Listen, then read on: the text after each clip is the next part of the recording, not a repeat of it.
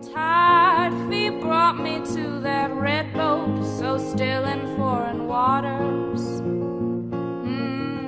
Donc vous, Séverine, vous êtes l'une des rares personnes à faire de l'audiodescription pour la danse. Qu'est-ce que ça veut dire, l'audiodescription adaptée à la danse pour la danse ? L'audiodescription, c'est un procédé qui est maintenant très bien implanté pour le cinéma, la télévision et le théâtre d'une manière générale. Pour la danse, ça pose d'emblée la question de c'est quoi la danse ? Qu'est-ce qui est descriptible et qu'est-ce qui est dissible dans le mouvement et qu'est-ce qui fait sens ? Ça relie tout de suite à la question de la danse. Il y a deux points de vue. Il y a le point de vue du danseur et puis il y a le point de vue du spectateur de danse. C'est quoi une expérience de spectateur de danse ? Pour moi, la question de la description de la danse, qui passe évidemment par la description du mouvement, elle se pose à cet endroit.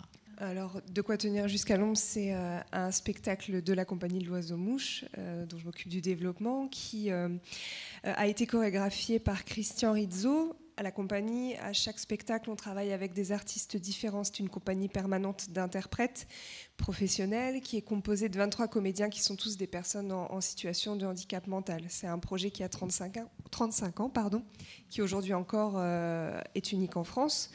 Et donc à chaque spectacle, on invite un artiste qui amène son univers, son envie pour collaborer avec un groupe d'acteurs. Et donc ce spectacle, c'est le fruit de la collaboration entre l'Oiseau-Mouche et Christian Rizzo et qui inclut le procédé d'audiodescription qui a été réalisé, le commentaire a été réalisé par Valérie Castan et relu par Séverine.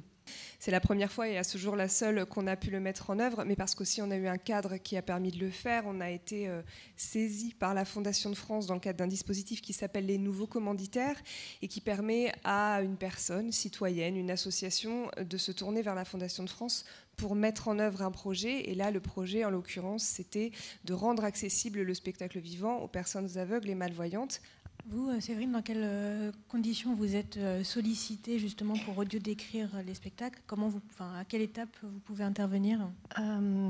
Ce sont les structures culturelles qui font une commande d'audiodescription. L'audiodescripteur a le statut d'auteur. Ça n'est pas un artiste-interprète, c'est un auteur. Et il est reconnu à ce titre auprès de l'AGESA et de la SACD. Ça me semble important de nuancer le propos de création. Oui, l'audiodescription, c'est une création, mais c'est une création au service de, et c'est une création adressée à un public qui demande des spécificités de traitement. Ça fait 10 ans que je travaille pour le spectacle vivant. La plupart du temps, ça se passe comme ça. Dans le meilleur des cas, je peux aller voir le spectacle qui est déjà monté. Je vais le voir une fois ou deux comme un spectateur. Et puis, je travaille avec une captation vidéo. Je travaille des heures et des heures face à cet écran. Je travaille à décortiquer, à essayer de construire ma description. Et puis, dans le meilleur des cas aussi, 4 ou 5 jours avant la date de représentation où l'audiodescription sera proposée, eh bien, je suis sur place, je rencontre l'équipe artistique, j'assiste là à des répétitions, je prends un temps d'échange avec l'équipe artistique. Ce temps est très important pour pouvoir valider des hypothèses, parce que, évidemment, on a entendu dans la description de Valérie, à un moment, elle dit il pose les manteaux comme un point de départ où c'est presque une présence fantomatique. Ce comme et ce presque, c'est l'espace du descripteur et c'est à cet endroit qu'il va falloir aller rencontrer l'équipe artistique et dire là, pour moi, tu vois, on marche dans la mousse. Est-ce que tu es d'accord avec ça ? Tu parlais, Anna, beaucoup de l'imaginaire, la description du mouvement. Si c'est je lève le coude, je passe au-dessus. Non, on a beaucoup recours aux images.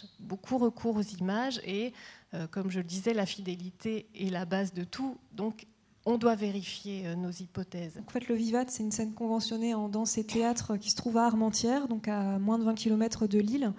Donc on est dans la région de Roubaix aussi, et c'est la directrice du Vivat, Eliane Dégère, qui était allée voir la description de Valérie Castan pour l'oiseau-mouche, qui a été très touchée par cette audio-description et qui a voulu à ce moment-là travailler avec Valérie Castan. Donc effectivement, c'était vraiment une volonté qui venait de la direction, parce que c'est des projets qui effectivement sont pas évidents à mettre en place, mais elle défend aussi beaucoup cet aspect de dire que c'est intéressant d'un point de vue de l'accessibilité tout simplement, mais aussi d'un point de vue en fait de la description et du commentaire critique sur la danse. Justement cette manière d'écrire sur la danse de manière la plus objective possible, ou en tout cas en faisant des choix sur les images que l'on prend, c'est aussi quelque chose qui est très intéressant pour l'interprétation du spectacle. Effectivement, moi les obstacles que j'ai pu rencontrer, c'est non seulement donc déjà n'importe qui aller voir de la danse, c'est pas quelque chose qui va être acquis forcément. Donc quand on est déficient visuel, faut aussi expliquer. Et puis alors ce que disait Saïd tout à l'heure, que effectivement les associations, il y a aussi quelque chose de très protectionniste, de dire en fait c'est pas fait pour ces personnes. C'est quelque chose que j'ai beaucoup rencontré aussi. C'était proposé un spectacle audio décrit, mais c'était aussi proposé avec l'organisation qui permettait l'accès. Oui, c'est ça. Donc sur le transport notamment, c'était être très clair en fait dès le départ sur les possibilités de venir jusqu'au théâtre, le fait qu'on pouvait nous être présents à la gare ensuite pour organiser un transport jusqu'au théâtre. Alors à la base on voulait le faire à pied, au final il pleuvait à verse, donc c'était en voiture. Voilà, donc faut être assez réactif et puis surtout pouvoir échanger en amont parce que en fait, voilà, faut pas non plus tomber dans l'assistance, donc savoir en fait quel accompagnement est nécessaire pour quelle personne. Après, c'est aussi beaucoup des questions de matériel, puisque effectivement pour l'audiodescription, donc on l'a pas mentionné, mais effectivement il faut prévoir des casques, des récepteurs pour que la description arrive directement dans les casques et aussi qu'elle dérange pas aussi le public qui est autour qui regarde le spectacle et n'a pas du coup de description. Là, par exemple, concrètement, pour le matériel, comment vous avez procédé ? Le matériel, donc c'est aussi un coût, tout simplement. Ça coûte à peu près 10 000 euros d'équiper une salle avec donc un émetteur, des récepteurs et des casques. Je crois que c'est important que les structures se décident, pour la danse comme ça s'est fait pour le théâtre, à mettre en place une saison cohérente d'audiodescription pour qu'une école du spectateur puisse se faire. A priori, moi, c'était une technique à laquelle je n'adhérais pas complètement parce que je trouvais que ça coupait le spectateur de la salle. Et que j'avais envie d'explorer plutôt les autres moyens de préparer le spectateur à être présent près du plateau. Alors évidemment pas près de n'importe quel plateau, je pense qu'à l'Opéra de Paris ou à Chaillot ça ne fonctionnerait pas très bien, mais dans une salle comme celle-ci par exemple, il y a une grande proximité physique entre le plateau et les spectateurs. Et là vraiment il y a des choses qui se passent, qu'on ressent nous quand on voit, quand on est très proche, et qu'on peut tout à fait ressentir aussi quand on ne voit pas. Simplement, c'est une sensibilité qu'il faut éduquer, et pour les personnes qui voient comme pour les personnes qui ne voient pas. Et donc, en fait, assez simplement, on a d'abord proposé à nos élèves de venir voir le duo qu'on a créé avec Saïd, en leur disant, voilà, il n'y a aucun dispositif d'accès, mais bon, la salle est petite, c'est un duo, il n'y a pas beaucoup de musique, c'est un duo que j'ai créé avec Saïd qui ne voit pas, donc ce n'est pas basé que sur la vue. Si vous voulez venir, venez. C'était gratuit, ça a facilité les choses aussi. C'était dans un lieu qu'ils connaissaient, ce qui a beaucoup facilité les choses aussi, puisqu'ils savaient s'y rendre, ils étaient complètement autonomes. Et du coup, ils sont nombreux à être venus et à avoir quand même ressenti beaucoup de choses. C'est un projet qu'on a pu reproduire avec une chorégraphe qui devait être présente aujourd'hui et qui ne peut pas venir pour des raisons personnelles, qui est une chorégraphe de hip-hop qui s'appelle Bintou Dembélé. C'est un projet qu'on a monté très simplement parce qu'elle était en résidence sur Paris, dans un lieu qu'on connaissait, et que voilà. Donc du coup, il était très possible, d'une part, de la faire venir pour qu'elle propose des ateliers aux enfants auxquels on adressait ce projet, d'autre part, de faire venir les enfants sur un temps de répétition pour qu'ils voient comment les danseurs travaillaient, qu'ils puissent les toucher, qu'ils puissent se représenter le mouvement, l'univers, etc. Et puis le spectacle était en région parisienne aussi, donc il y avait plein de raisons pratiques qui faisaient que c'était assez simple d'imaginer un projet vraiment très similaire à tous les projets de médiation de spectacle qui peuvent exister dans toutes les structures qui essaient de développer l'accès à la danse pour des publics qui n'y vont pas spontanément. Parce que moi, ce que j'avais dit à Bintou, c'est que je ne pouvais pas lui garantir qu'il comprendrait tout du spectacle, mais que ce dont j'étais sûre, c'est que s'il y avait une pratique de la danse au préalable, une rencontre humaine et artistique, ça ne pouvait pas être un échec absolu de toute façon, parce que c'est une telle découverte d'un univers, voilà, rencontrer des esthétiques différentes, des artistes qui ont des démarches différentes, des danseurs qui ont des corps différents, aller voir un théâtre, découvrir ce que c'est que des loges, etc. C'est en soi un projet que je trouve intéressant. Anna, vous aussi, du coup, vous creusez ces pistes-là du travail, des autres moyens de transmettre la danse et de travailler avec les publics. Oui, tout à fait. Les amener à un spectacle de danse, pour personnes déficientes visuelles, c'est pas assez, je pense, à mon avis. Et alors, on a fait l'audiodescription pour le spectacle Fairy Mix, qui est un spectacle pour les enfants, mais pour les adultes aussi. Pendant la création, on a engagé une fille qui était plasticienne pour créer une mallette pédagogique.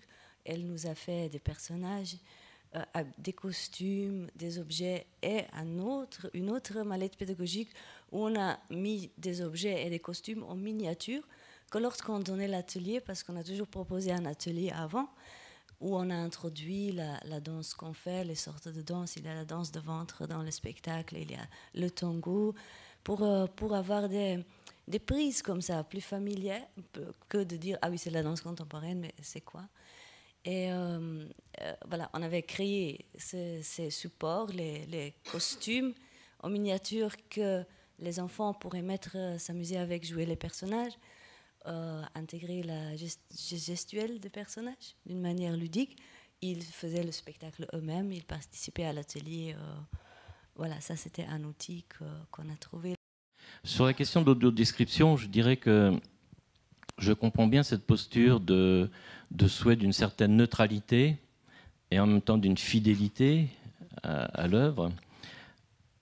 Mais du coup, ça pose quand même le problème de la transmission des émotions. Je pense que quand même, ce qui pourrait être intéressant, c'est à repérer sur le plan pratique, selon les spectacles, la littérature, la poésie, les conteurs, etc., qui ont traité de ces spectacles quand il y en a. Beaucoup de personnes aveugles, et moi-même en tous les cas, c'est vrai qu'on a beaucoup de plaisir parfois à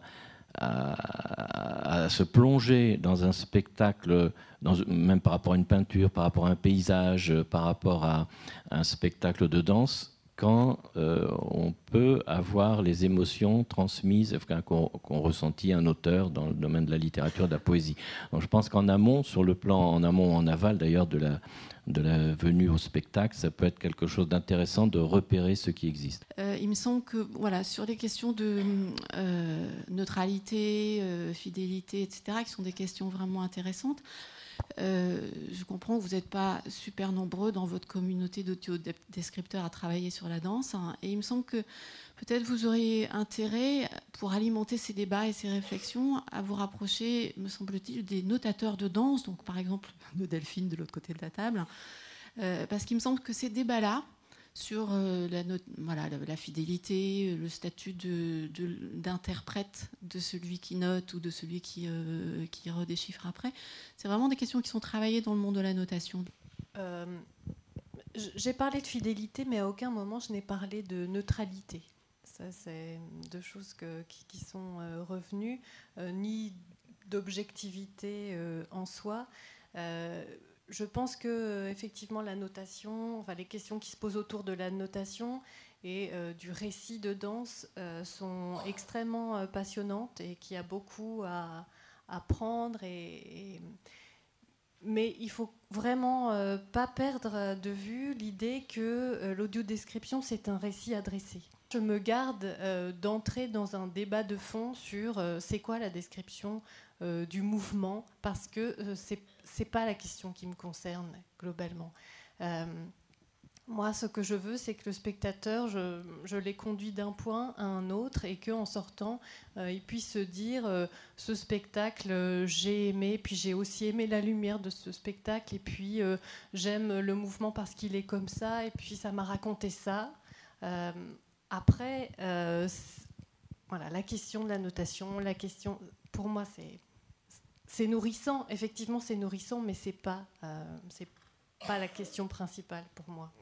Donc, à l'Oiseau-Mouche, nous sommes une compagnie effectivement qui est composée de comédiens qui sont tous des personnes en situation de handicap mental. Effectivement, on est structuré en établissement médico-social. D'ailleurs, au début, quand le projet a émergé, c'était un atelier, c'était une association qui n'avait que d'existence juridique, que cette existence associative. Et en 81, il y a eu un événement qui s'appelait l'année du handicap et qui nous a permis d'obtenir ce statut de centre d'aide par le travail qu'on n'avait pas avant et qui aujourd'hui on appelle ESAT.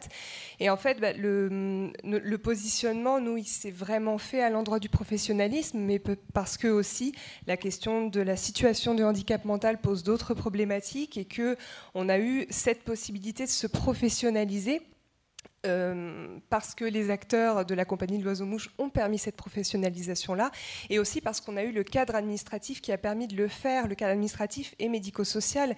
Être un ESAT, c'est une chance, mais aujourd'hui, on est aussi une compagnie conventionnée, c'est-à-dire qu'on bénéficie d'un double statut, le statut médico-social qui permet effectivement, donc sans rentrer dans les termes très techniques, d'avoir une aide au poste. Les comédiens ne sont pas intermittents, ils sont travailleurs handicapés, donc ils sont comédiens permanents, ce qui aujourd'hui en France est une chance phénoménale que beaucoup de metteurs en scène avec lesquels on travaille envie. En fait, c'est ça qui est amusant. Enfin, je ne sais pas si c'est vraiment amusant d'ailleurs, mais et donc compagnie conventionnée. Et ça, c'est vraiment le fruit du travail et de la reconnaissance professionnelle qui fait qu'aujourd'hui, le ministère de la Culture, la région Nord-Pas-de-Calais, la ville de Roubaix nous ont conventionnés. On est 6 compagnies conventionnées dans la région, l'Oiseau-Mouchelet, et c'est aussi très parlant en termes de réflexion sur le handicap, donc la mentale en l'occurrence, mais une réflexion qui peut aussi s'élargir sur la question de l'accessibilité et le fait aussi de dire que ce que vous disiez tout à l'heure, monsieur, le handicap n'est pas une définition.